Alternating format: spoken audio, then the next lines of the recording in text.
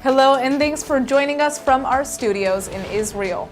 Coming up in today's newscast, Israel strikes Hamas targets. The U.S. attacks Israel for expanding settlements in the West Bank and will reveal the secret trip Prince Charles took in the Holy Land. I'm Natasha Kirchuk here with the latest news in Israel.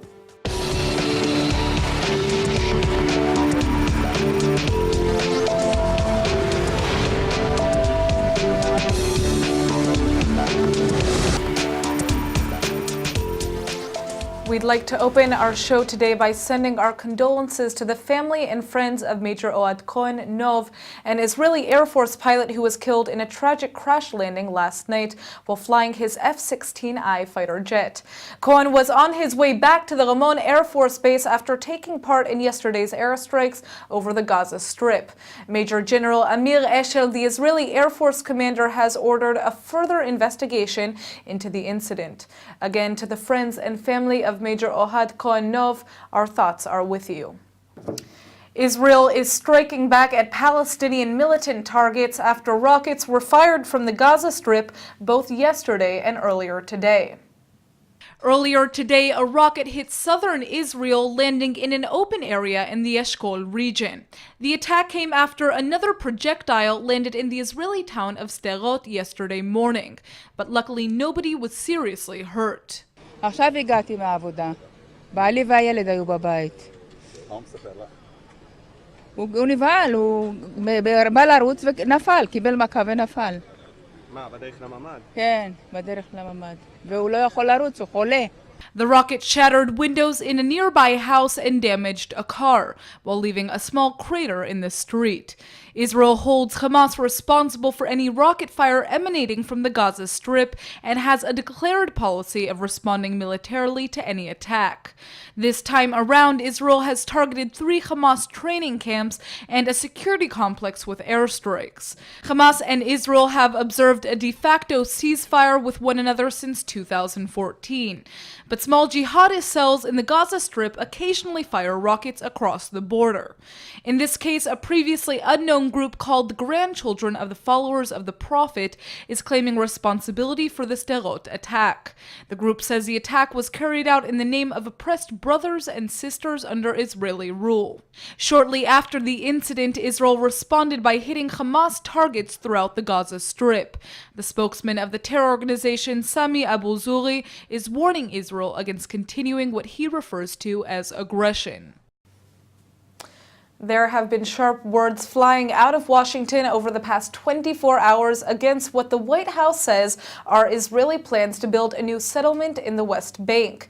Israel's not only rejecting the accusations, but is once again making it clear that Jewish homes in the West Bank are not the real obstacle to achieving peace with the Palestinians.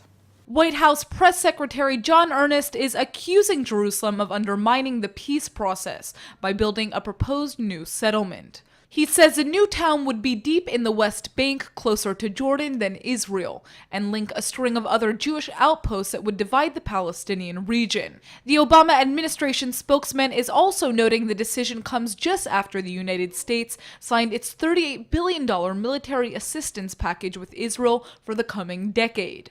Expanding these settlements only makes it harder to negotiate a sustainable and equitable peace agreement in good faith between the two parties. It's also troubling, I would add, that in the wake of Israel and the United States concluding an unprecedented agreement on military assistance designed to further strengthen Israel's security, that Israel would take a decision so contrary to its long-term security interest. A long-term security interest that the United States is prepared to dedicate billions of dollars to protect. The United States has long believed, and we continue to believe, that it is within the clear interest of Israel's national security to resolve the Israeli-Palestinian conflict in a way that allows a democratic and Jewish state of Israel to live side by side in peace and security with a viable and contiguous Palestinian state. And the announcement of these settlements makes that national security priority harder to achieve. The White House press secretary also claims the plans violate previous statements from Jerusalem. Well, we did receive public assurances from the Israeli government that contradict this announcement. And that's, I guess, when we're talking about how good friends treat one another, that's a source of serious concern as well. Jerusalem has responded quickly by rejecting the harsh criticism and also clarifying that the controversial 98 housing units will be built on state land in the existing settlement of Shiloh, which won't even change its municipal boundaries. According to a statement from the Foreign Ministry, the construction was authorized to compensate homeowners in Amona, so they have somewhere to move after their illegal outpost is dismantled on orders from the Supreme Court. Jerusalem has reiterated its stance that the real obstacle to peace is not the settlements, which is a final status issue that will be resolved in negotiations between the parties. But the real problem, says the Israeli officials, is a persistent Palestinian rejection of a Jewish state within any boundaries. The recent peace initiative of Russian President Vladimir Putin was taken rather seriously by Prime Minister Netanyahu, some say. ILTV's Aaron Viner sat down with Arab affairs expert Yoni Ben Menachem to find out what is the current status of international efforts to revive peace talks between Israel and the Palestinians. The Russians are watching the Obama administration fading away, and they think it's a good opportunity to expand their influence in the Middle East, not only in Syria, not only in other places in the Middle East, also in Israel and the territories. So they take the initiative. They see that the Americans are not initiating anything. And plus there are different rumors that Obama is going to deliver a speech before he leaves the White House and maybe put some new peace plan on the table. So they want to do something before Obama. This is why they initiate a meeting in Moscow. But Israel and the Palestinians agreed in principle to meet, which means Prime Minister Netanyahu and Mahmoud Abbas, the head of Palestinian Authority. In principle, they agreed to meet in Moscow. There's no date yet. And the big question is the preconditions. Is Mahmoud Abbas going to put preconditions to meet Netanyahu like he always does? This is what is preventing actually the resumptions of the talks between the Israelis and the Palestinians. Now, you were the first Israeli journalist to actually interview Yasser Arafat many years ago. It was in August 1993. Yes. And so I think you have particular insight into the Palestinians and their motivations. What do you make about all the conflicting reports that Abbas has dropped his preconditions? I mean, this would be a very significant breakthrough, would it not? Of course. He will not drop his preconditions. This is how will he explain the fact that all the time he insisted on these preconditions, now he's dropping it all of a sudden. So why did he waste all these years? He could have done that many years ago, and we could have been already in the middle of negotiations. I don't think he will drop the preconditions. Maybe he will minimize, maybe he will drop one of the conditions, but not all of them. And of course, there are going to be preconditions. And the big question is, even if this meeting takes place, what will they talk about? Because I don't think Mahmoud Abbas is interested in any solution. I think he is about to finish his term soon. He wants to retire, and he's not going to retire by giving concessions to Israel. He will want to retire like Yasser Arafat, as a big Palestinian hero who did not make any concessions to the Israelis and did not agree for any interim agreements with the Israelis. And he's not interested in it. He's just stalling for time. He's trying to survive. The only thing that interests Mahmoud Abbas is to survive politically. He's not looking for new adventures, especially not with Israel. He wants to guarantee his retirement quietly and safely, and to guarantee the safety of his family. He has two sons who are big businessmen in the West Bank. And he's very worried that if he retires without a proper successor, they will be affected, the business will be affected. So this is what's interesting. It's only personal interest and not the interest of the Palestinian people. And what about the intentions of Israeli Prime Minister Benjamin Netanyahu? Are they sincere vis-a-vis the peace process with the Palestinians? What can Netanyahu do, even if he wants peace? There's no partner on the other side, because we have to wait for the successor of Abu Mazen and see who is going to be the successor, and then maybe try to make an effort with the new successor. But Abu Mazen is all goods. He's not going to do anything. All he wants to do is retire quietly without risking his future and his family future, and he will make no concessions and no compromises with Israel.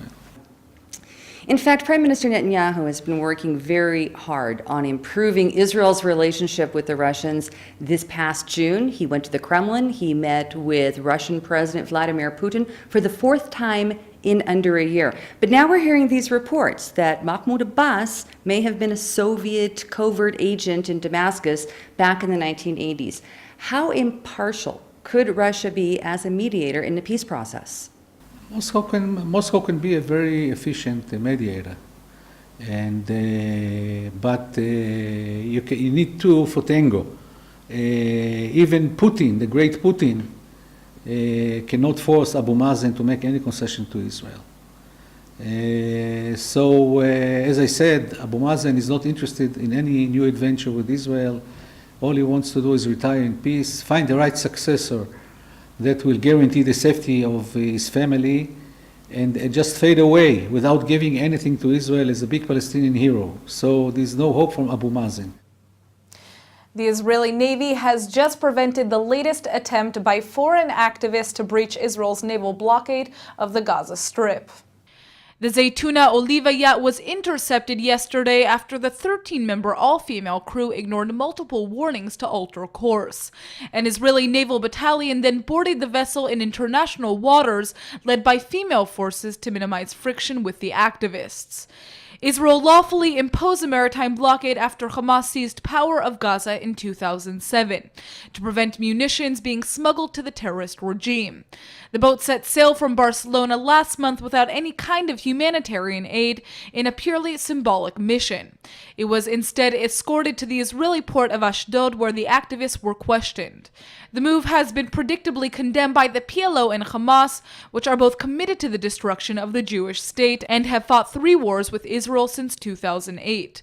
يعني البحرية الإسرائيلية مارست القرصنة في المياه الدولية بحق سفينة كانت في مهمة إنسانية باتجاه قطاع غزة. هذه السفينة تحمل العلم والجنسية الهولندية. ما حدث هو إرهاب دولة منظم، وهي قرصنة مخالفة لكل قواعد القانون الدولي، وهي جريمة ترقى لأن تكون جريمة حرب نفذتها إسرائيل بحق 13 متضامنة دولية مع غزة. لا نعرف أي شيء عن مصيرهم الآن في ظل انقطاع الاتصال معهم منذ أكثر من ساعة ونصف. The latest effort was supported by the same radical Islamist IHH group in Turkey behind the Mavi Marmara flotilla. The 2010 incident turned violent when the crew attacked Israeli commandos as they tried to board, leading to the injury of several soldiers, including 2 seriously, and the deaths of 10 Turkish activists. Most people like to think of sports as an activity that transcends politics, but unfortunately that's not the case here in the Middle East. The New York-based Human Rights Watch is claiming that Israeli soccer teams at Jewish towns in Judea and Samaria are playing out of bounds. The international NGO just issued a report demanding that FIFA, the international governing body of the sport, force those players to move their competitions to undisputed Israeli territory within the 1967 lines. These are human rights violations that FIFA should not be contributing to. We are asking FIFA and the Israel Football Association to stop holding matches in unlawful settlements and to simply move those fields to inside Israel where Israeli players can play. Even though the 6 clubs named by HRW are all minor, the controversy over their location is truly indicative of how sports, in the bitter context of the Israeli-Palestinian conflict, can be used to actually widen political divides, rather than to bridge them. The manager of one of the clubs mentioned in the report dismissed it as just another ploy by the head of the Palestinian Football Federation, who's notorious for saying it was racist to hold 1 minute of silence at the Olympics in memory of the 11 murdered Israeli athletes at the 1972 Games in Munich.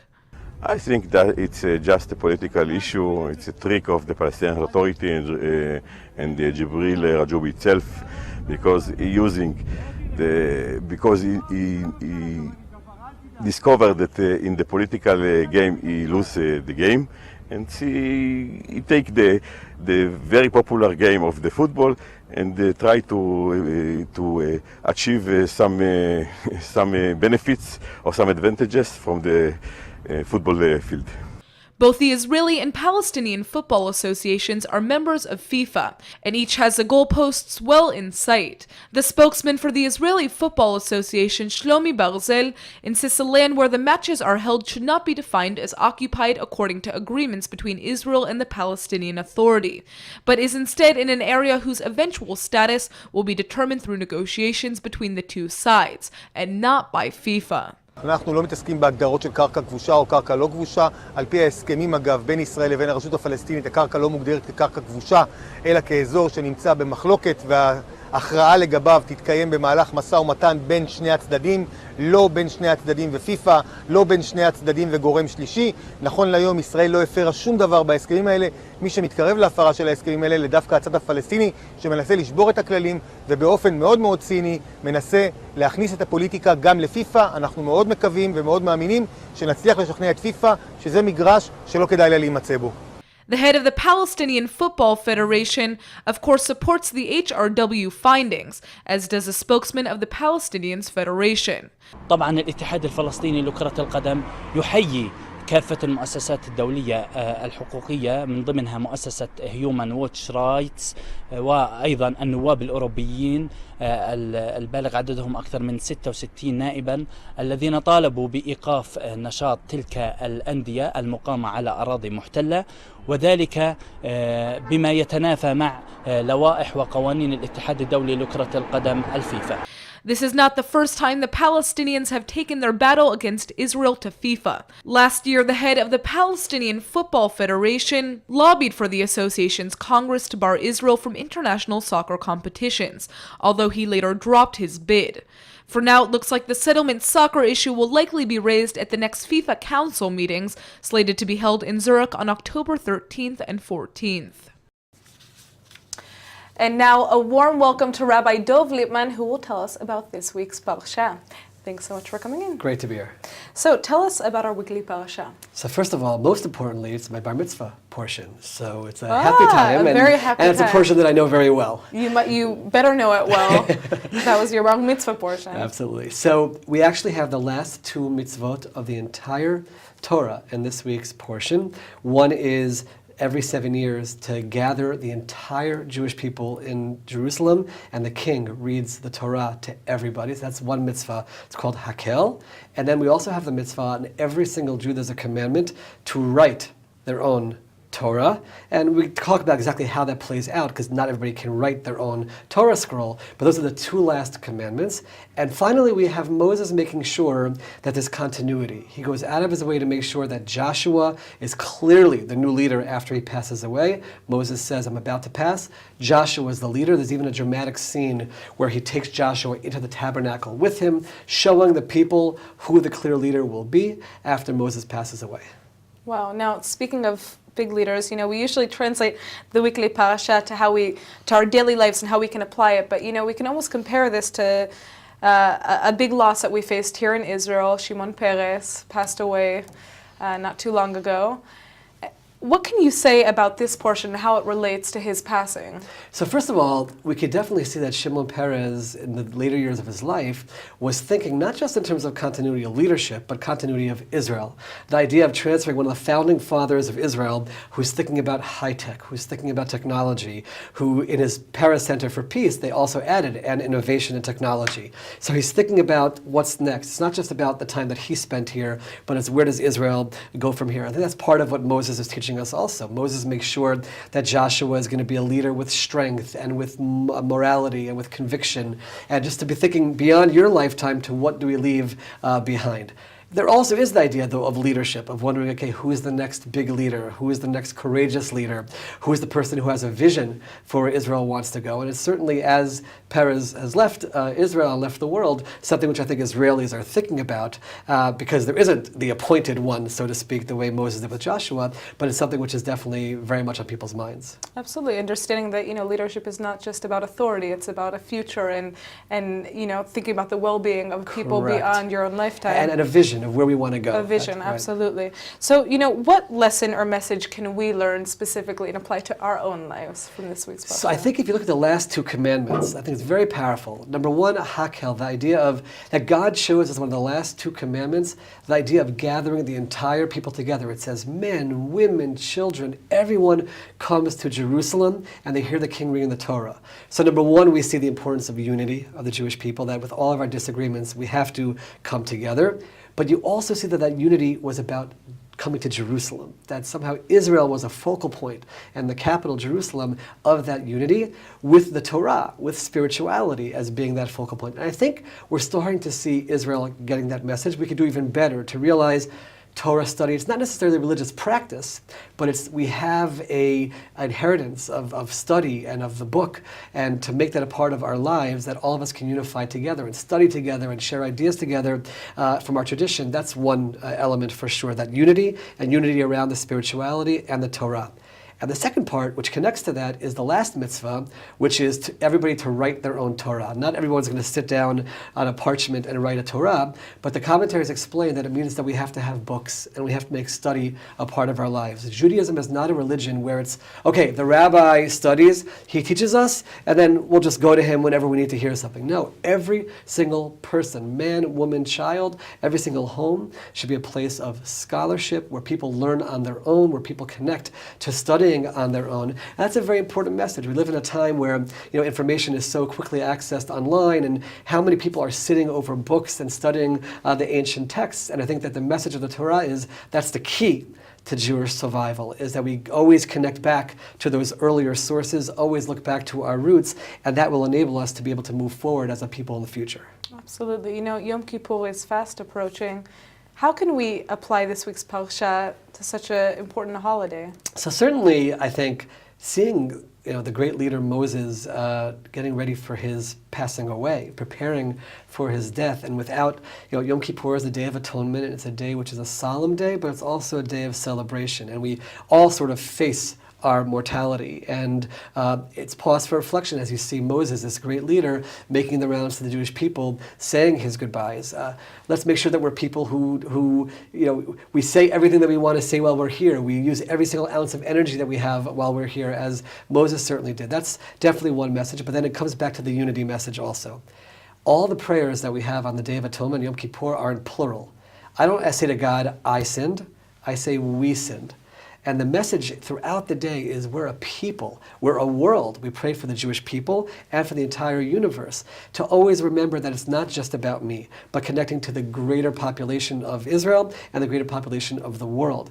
I think that's a critical message before we approach Yom Kippur, for everyone to ask themselves, am I doing my part, not for myself, but for other people? Because if we give of ourselves for other people, then we can ask God to give us as well. So I think these are themes that come out of the parasha, which we can think about. And there's a last portion which we read called the Haftarah, which is additional part to the Torah reading in the synagogue, where we read from the prophets, and the call there is Shuva Yisrael ad Hashem Elokecha, return to God. Throughout the year we're busy, we're focusing on other things, we're focusing on business, on money, on even our families, and maybe not focus so much on the spiritual side. And the message is, take this one day and focus on the spiritual side, so each one of us can emerge from that day even better on an even higher level spiritually. One, as Shimon Peres would say, you're as big as a cause that you're fighting for. Exactly. So thank you so much for coming in. My pleasure, and Shabbat Shalom, and everyone should be blessed with a wonderful new year. Absolutely. Fans of the royal family are well aware that Prince Charles just came to the funeral of the late Israeli President Shimon Peres. But almost no one knows about the very personal top-secret stop he made while he was in Jerusalem. The 67-year-old heir to the British throne headed for a church above the Garden of Gethsemane on the Mount of Olives to visit the final resting place of his paternal grandmother, Princess Alice of Greece. After initially being buried in England in 1969, Alice's remains were reinterred 19 years later. In accordance with her final wish to be near her aunt Elizabeth, the Grand Duchess of Russia, who was murdered by the revolutionaries and declared a Russian Orthodox saint. The deaf princess was born in 1885 and spent most of her life in Greece after marrying a local prince. She was recognized by Israel as a righteous among the nations for having hidden a Jewish woman and her 2 children from the Nazis at her Athens palace during World War II. The British government also recognized her as a hero of the Holocaust. During his emotional pilgrimage, Prince Charles laid a bouquet of regal purple flowers he brought from England at his grandmother's grave, as well as that of his great-aunt, Grand Duchess Elizabeth. And now for our Hebrew word of the day. Everyone dreams of finding their Prince Charming, so today's word is Nasikh, which means prince in Hebrew. You don't have to be royal to be somebody's Nasikh, especially here in Israel. The word is a common term of endearment, and even though people say it's not easy to find your true Nasikh, with the amount of times you hear young Israelis calling one another Nasikh Sheli or my prince, it seems like Israel is a right place to find one. So if you're looking for your Nasikh, head on over to the Holy Land and take your pick. And remember, even if you're not a Nasikh Charles, you can still be someone's Nasikh. Just keep calm and put your crown on. All right, let's go ahead and take a look at the weather forecast. The weekend is finally here. Friday is expected to be sunny with a high of 83 degrees. The sun should stay out through Saturday with the temperature staying the same.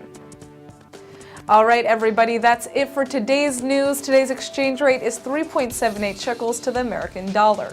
Remember to sign up for our daily newsletter at ILTV.tv, and don't forget to check out our next update at 8 p.m. Eastern Time.